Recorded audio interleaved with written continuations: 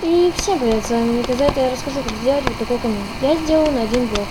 Ломаю тут блок, ставлю вот тут блок, адский блок, который берется в аду. Так, зря я поставил вот тут блок. Надо ставить вот так. Отлично. Поставим вот так, и все. Так, делайте вот так, повторяйте за мной, так, берем. Потом берете так, сделайте так, и просто подсоединяете репитером вот эту штукенцию. Берете и ложите сюда огневой шарик.